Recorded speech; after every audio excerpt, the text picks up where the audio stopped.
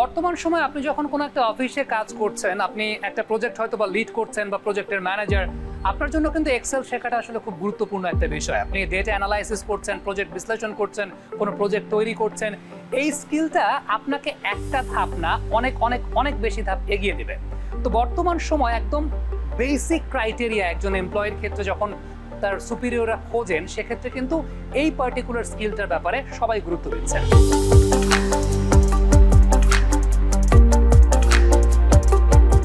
তথ্য প্রযুক্তির যুগে যেহেতু আমরা বাস করি, এই জন্য আমাদের প্রাত্যহিক এবং দৈনন্দিন কাজের জন্য যদি আমরা ম্যানুয়ালি কাজ করতে চাই, তাহলে যেখানে সময়ের একটা ব্যয় হবে এবং সময় সংকোচন সম্পর্কে যদি আমরা অ্যাওয়ার হতে চাই, তাহলে আসলে মাইক্রোসফট এক্সেল হতে পারে একটা সুপার ডুপার কম্পোনেন্ট। কারণ দেখা যাচ্ছে যে আমি যদি 2000 মানুষের ডেটা নিয়ে কাজ করি, এটা হতে পারে কোনো প্রশিক্ষণ কার্যক্রম, এটা হতে পারে কোনো সেলস বা মার্কেটিংয়ের ডেটা, তো সেই ডেটাকে আমি যদি ম্যানুয়ালি ব্যবহার করতে চাই, তাহলে এর জন্য যেমন সময়ের দরকার এবং এর জন্য প্রোডাক্টিভিটি নষ্ট করার জন্য অনেক বেশি দায়ী থাকে।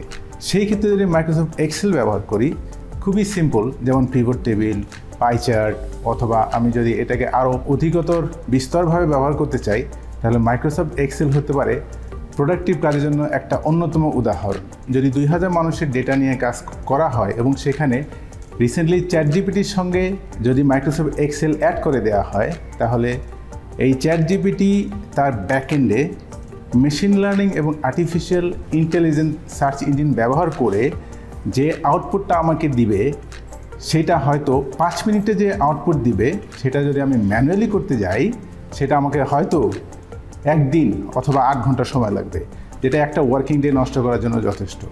অন দি আদার হ্যান্ড, আমরা যদি চিন্তা করতে চাই যে এক্সেলকে আমি আমার দৈনন্দিন কাজের জন্য ব্যবহার করব এবং মাইক্রোসফট এক্সেলকে আমি আমার একটা পাওয়ারফুল টুলস হিসেবে ব্যবহার করব, তাহলে আমি নিশ্চিত হয়ে বলতে পারি যে মানুষের লাইফ ইজি হয়ে যাবে। মাইক্রোসফট এক্সেল এর প্রশিক্ষণ আমরা অনেকভাবেই নিতে পারি।